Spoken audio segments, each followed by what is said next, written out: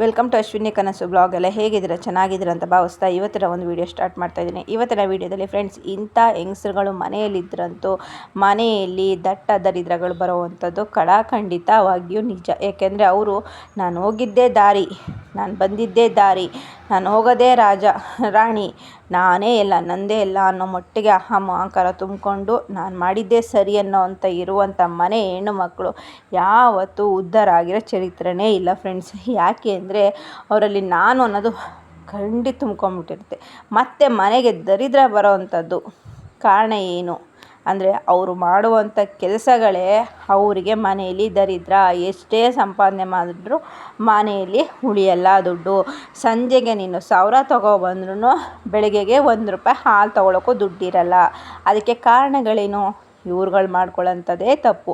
ಆ ದೇವರು ಈ ದೇವರು ಪೂಜೆ ಮಾಡಿದ್ರೆ ಫಲ ಸಿಗಲ್ಲ. ಮನೆ ಅನ್ನೋ ಒಂದು ದೇವಾಲಯದಲ್ಲಿ ನೀವೆಷ್ಟು ನೀಟ್ನೆಸ್ ಆಗಿರ್ತೀರೋ ಅಷ್ಟು ದೇವರು ಹೊಲ್ಕೊಂಡು ಬರ್ತಾ ಇರ್ತಾನೆ. ಇಲ್ಲ ಅಂದರೆ ನೀನು ಎಷ್ಟೇ ಸಂಪಾದನೆ ಮಾಡಿದ್ರು ಗಂಡನಿಗೂ ಶ್ರೇಯಸ್ಸಲ್ಲ, ನಿಮಗೂ ಶ್ರೇಯಸ್ಸಲ್ಲ, ಮನೆ ಮಕ್ಕಳಿಗೂ ಶ್ರೇಯಸ್ಸಲ್ಲ, ಹಿರಿಕರಿಗೂ ಶ್ರೇಯಸ್ಸಲ್ಲ. ಏನಪ್ಪ ಅಂದರೆ ಸೂರ್ಯಾಸ್ತ ಆದ ಮೇಲೂ ಹೇಳ್ದಂತೆ ಹಾಸಿಗೆ ಮೇಲೆ ಮಲಗಿರುವಂಥದ್ದು. ಅಂದರೆ ಸೂರ್ಯ ಉದಯದ ಮೇಲೂ ಇವರು ಹಾಸಿಗೆಯಿಂದ ಎದ್ದೇಳಲ್ಲ. ಅವ್ರಿಗಿನ್ನೂ ಸೂರ್ಯ ನೆತ್ತಿ ಮೇಲೆ ಬಂದ್ರೂ ಅವ್ರಿಗಿನ್ನೂ ಬೆಳಕಾಗಿರಲ್ಲ 10 ಗಂಟೆ ಆದ್ರೂ. ಮತ್ತು ಎದ್ದ ತಕ್ಷಣ ಮುಖ ತೊಳೆದಂತೆ, ಬ್ರಷ್ ಮಾಡಿದಂತೆ ಕಾಫಿ ಕುಡಿಯೋದು, ಬೆಡ್ ಕಾಫಿ. ಎದ್ದ ತಕ್ಷಣವೇ ಅವ್ರಿಗೆ ಗಂಡನೇ ಆಗಲಿ ಮಕ್ಕಳಾಗಲಿ ಕಾಫಿ ಕೊಡುವಂಥದ್ದು ಈ ಥರ. ಮತ್ತು ಮಧ್ಯಾಹ್ನದಲ್ಲಿ ಪಾತ್ರೆ ತೊಳೆಯುವಂಥದ್ದು, ಮಧ್ಯಾಹ್ನದಲ್ಲಿ ಬಟ್ಟೆ ಒಗೆಯುವಂಥದ್ದು, ಮನೆಯಲ್ಲಿ ಗೊತ್ತಿಲ್ಲದಂತೆ ಮಧ್ಯಾಹ್ನ 1 ಗಂಟೆ 2 ಗಂಟೆಯಿಂದಲೇ ದೇವರಿಗೆ ದೀಪ ಹಚ್ಚುವಂಥದ್ದು. ಆಲ್ಮೋಸ್ಟು 11 ಗಂಟೆ ಆದ ಮೇಲೆ ಯಾರೂ ದೇವರಿಗೆ ದೀಪಗಳನ್ನ ಹಚ್ಚಬಾರ್ದು. ಅದು ನಿಜವಾಗ್ಲೂ ಅದು ಆಗಿನ ಕಾಲದಿಂದನೇ ಬಂದಿರುವಂಥದ್ದು. ಆಲ್ಮೋಸ್ಟು ಯಾರೇ ಆಗಲಿ ಸೂರ್ಯೋದಯ ಬಿಸಿಲು ಮಧ್ಯಾಹ್ನ ಬರೋ ಟೈಮಲ್ಲಿ ಸುಡಿನಲ್ಲಿ ಮನೆಯಲ್ಲಿ ದೇವರಿಗೆ ದೀಪ ಹಚ್ಚಬಾರ್ದು. ಆದರೂ ಆ ಕೆಲಸಗಳನ್ನ ಅವ್ರು ಮಾಡ್ತಾರೆ. ಕರೆಕ್ಟಾಗಿ 1 ಗಂಟೆ ಟೈಮ್ ಆಗಲಿ ಗಂಟೆ ಹೊಡೆಯುವಂಥದ್ದು.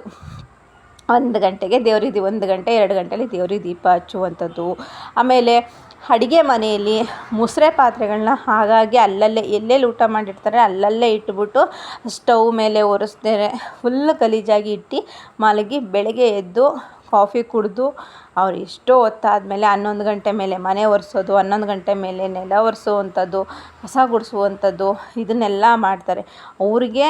ಅವ್ರು ಮಾಡೋದೇ ಸರಿ ಅಂತ ಯಾರು ಏನೇ ಹೇಳಿದ್ರು ಆ ಮಾತನ್ನಂತೂ ಬದಲಾವಣೆ ಅಂತೂ ಅವರು ಮಾಡ್ಕೊಳ್ಳೋದಿಲ್ಲ, ಆಯಿತಾ.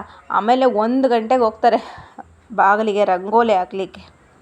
1 ಗಂಟೆ ಅವ್ರಿಗೆ ರಂಗೋಲಿ ಹಾಕುವಂಥ ಟೈಮಿಂಗ್ಸು 1 ಗಂಟೆ, ಪೂಜೆ ಮಾಡುವಂಥ ಟೈಮಿಂಗ್ಸು 1 ಗಂಟೆ 1:30 2 ಗಂಟೆ. ಇಂಥ ಟೈಮಿಂಗ್ಸಲ್ಲಿ ಪೂಜೆ ಮಾಡುವಂಥದ್ದು, ಇಂಥ ಟೈಮಲ್ಲಿ ಕೆಲಸ ಮಾಡುವಂಥದ್ದು. ಯಾವ ಕೆಲಸ ಯಾವ ಟೈಮಲ್ಲಿ ಮುಗಿಸ್ಬೇಕು, ಯಾವ ಟೈಮಲ್ಲಿ ಪೂಜೆ ಮಾಡಬೇಕು ಅನ್ನೋದು ಗೊತ್ತಿದ್ರೂ ಸೋಂಬೇರಿತನಗಳು. ಮತ್ತು ಮನೆಯಲ್ಲಿ ತಿಂಡಿ ಮಾಡೋಕ್ಕೆ ಕಳ್ಳತನ ಆಗಿ ಹೊರಗಡೆಯಿಂದ ತರಿಸಿ ಗಂಡ ಮಕ್ಕಳಿಗೆ ಕೊಡುವಂಥದ್ದು. ಹೋಗಿ ಅಲ್ಲಿ ₹20 ಇಡ್ಲಿ ತೊಗೊಬಿಡಿ, ತಿಂಡಿ ತಿನ್ಕೊಂಬಿಡಿ ಹೊರಗಡೆ, ನನಗಾಗಲ್ಲ ಇವತ್ತು, ಅಪರೂಪಕ್ಕೊಂದಿನ ಮಾಡಿ ತೊಂದರೆ ಇಲ್ಲ. ಆದರೆ ಅದನ್ನೇ ರೂಢಿ ಮಾಡಿಕೊಂಡ್ರೆ ಮನೆ ಎಲ್ಲಿ ನಿನಗೆ ಹೇಗ್ಲ ಆಗುತ್ತೆ, ಮನೆ ಎಲ್ಲಿ ಆಗುತ್ತೆ? ಆಮೇಲೆ 6 ಗಂಟೆ ಮೇಲೆ ಬಟ್ಟೆ ಒಗೆಯುವಂಥದ್ದು. ಒಟ್ಟಲ್ಲಿ ಮನೆಯ ಕೆಲಸ ಕಾರ್ಯಗಳಿಗೆ ಒಂದು ಟೈಮಿಂಗ್ಸು, ಒಂದು ಗಳಿಗೆ ಅನ್ನೋದು ಪ್ರತಿಯೊಬ್ಬರು ಹೆಣ್ಮಕ್ಳು ಕೊಂಡಿರ್ತಾರೆ. ಏಕೆಂದರೆ ಇಂಥ ಟೈಮಿಗೆ ಇಂಥ ಕೆಲಸ ಆಗಬೇಕು, ಇಂಥ ತಿಂಡಿ ಆಗಬೇಕು, ಇಂಥ ಕೆಲಸಗಳು ಮುಗಿಬೇಕು, ನಾನು ಮುಗಿಸ್ಕೊಂಡು ನೀವು ಮಲ್ಕೊಳ್ಳಿ, ನಿಮ್ಮನ್ನು ಯಾರೂ ಕೇಳೋರಿಲ್ಲ ನೀನು ಏನಕ್ಕೆ ಮಲ್ಕೊಂಡಿದ್ಯಾ ಅಂತ. ಅಂದರೆ ಹಳ್ಳಿ ಮನೆಯಲ್ಲಿ ಸಾಮಾನ್ಯ. ಯಾಕಂದರೆ ಅವ್ರಿಗೆ ಗದ್ದೆಗೆ ಬುತ್ತಿ ಕಟ್ಟುವಂಥದ್ದು, ಊಟ ಮಾಡುವಂಥದ್ದು, ಅಡುಗೆ ಮಾಡುವಂಥದ್ದು ಎಲ್ಲ ಮಾಡಿ ಅವ್ರು ಮಾಡೋದಕ್ಕೆ ಒಂದು ಅರ್ಥ ಆಯ್ತದೆ. ಅಂದರೆ ಹಳ್ಳಿ ಮನೆಯಲ್ಲೂ ಇವಾಗ ನಿಜವಾಗ್ಲೂ ನಮ್ಮ ಹಳ್ಳಿ ಹೆಣ್ಮಕ್ಳೇ 6 ಗಂಟೆಗೆ ಕಸ ಗುಡಿಸಿ 8 ಗಂಟೆಗೆಲ್ಲ ಮನೆ ಒರೆಸಿ ತಿಂಡಿ ಮಾಡ್ಕೊಂಡು ಮಧ್ಯಾಹ್ನದಲ್ಲಿ ಉರಿಯೋ ಬಿಸಿಲಲ್ಲಿ 2 ಗಂಟೆಲಿ ನಿದ್ದೆ ಮಾಡ್ತಾರೆ. ಆದರೆ ಈಗಿನ ಹೆಣ್ಮಕ್ಳಿಗೆ ಒಂದು ಟೈಮಿಂಗ್ಸ್ ಇಲ್ಲ, ಒಂದು ಗಳಿಗೆ ಇಲ್ಲ, ಏನಿಲ್ಲ, ಮಾಡ್ತಾರೆ. ಏನೋ ಮಾಡಬೇಕು ಮಾಡ್ತಾರೆ. ಹೋಗಿ ದೇವ್ರಿಗೆ ಕೈ ಮುಗಿತಾರೆ. ಮತ್ತು ಆ ಶಾಸ್ತ್ರ ಈ ಶಾಸ್ತ್ರ ಅಂತ ಕೇಳ್ತಾರೆ. ಮತ್ತು ದೇವ್ರ ಕೈ ಎತ್ತುತ್ತಾ ಇಲ್ಲ, ದೇವ್ರಿಗೆ ಬಿಡ್ತಾ ಇಲ್ಲ, ನಮಗೆ ಯಾವ ದೇವರು ಕೈ ಎತ್ತುತ್ತಾ ಇಲ್ಲ ಅಂತನ್ನೋದು. ಯಾರು ಏನೇ ಹೇಳಿದ್ರು ದುಡ್ಡು ವೇಸ್ಟ್ ಮಾಡುವಂಥದ್ದು. ನೀವು ನಿಮ್ಮ ಮನೇನ ಸ್ವಚ್ಛವಾಗಿಟ್ಕೊಂಡು ನಿಮ್ಮಲ್ಲಿ ನೀವು ದಿನಚರಿಗಳನ್ನ ಚೇಂಜ್ ಮಾಡಿಕೊಂಡು ಬದಲಾವಣೆಗಳನ್ನ ಒಂದು ಕಂಟಿನ್ಯೂಗೆ 15 ದಿನ ಮಾಡ್ಕೊಂಡೋಗಿ. ಆವಾಗ ನಿಮ್ಮ ಮನೇಲೇ ತಾಂಡವಾಡ್ತಾ ಇರ್ತಾಳೆ ಲಕ್ಷ್ಮೀದೇವಿ. ನಿಮ್ಮ ಮನೇಲೇ ನೆಮ್ಮದಿ ಇರುತ್ತೆ. ಫಸ್ಟು ನಮ್ಮಲ್ಲಿರುವಂಥ ನಿದ್ರಾದೇವಿ ಅಂದರೆ ನಮ್ಮಲ್ಲಿರುವಂಥ ದರಿದ್ರನ ನಾವು ದೂರ ಮಾಡ್ಕೋಬೇಕು. ನಾವು ಹೆಣ್ಮಕ್ಳು ನಾವು ಯಾವಾಗ ನಮ್ಮಲ್ಲಿರುವಂಥ ದರಿದ್ರಗಳನ್ನ ದೂರ ಮಾಡಿಕೊಂಡು ಬೆಳಗಿನ ಜಾವ ನಾವು ಎದ್ದು ನಿಮ್ಗೆ ಸಾಧ್ಯ 6 ಗಂಟೆ ಒಂದು ಟೈಮಿಂಗ್ಸಲ್ಲಿ ಎದ್ದು ನಾವು ದಿನಚರಿಗಳನ್ನ ನಾವು ಮಾಡ್ಕೊಂಡು ಹೋಗ್ತಾಯಿದ್ರೆ ಯಾವ ಮನೇಲೂ ದರಿದ್ರ ಅನ್ನಲ್ಲ, ಯಾವ ಮನೇಲೂ ಸುಖ ಶಾಂತಿ ನೆಮ್ಮದಿಗಂತೂ ಕೊರತೆನೇ ಇಲ್ಲ. ಆ ತಾಯಿ ಮಹಾಲಕ್ಷ್ಮಿ ಯಾವಾಗಲೂ ಅವ್ರ ಮನೇಲಿ ಸದಾ ನೆಲೆಸಿರ್ತಾಳೆ. ಆದರೆ 1000 ರೂಪಾಯಿ ಆಗದೋದ್ರೂ 100 ರೂಪಾಯಿನಾರು ಆ ಮನೇಲಿ ಉಳಿಯುತ್ತೆ. ಆ ಮನೇಲಿ ಯಾವಾಗಲೂ ಸ್ಥಿರವಾಗಿ ದೇವರು ಆಶೀರ್ವಾದ ಮಾಡ್ತಾ ಇರ್ತಾಳೆ.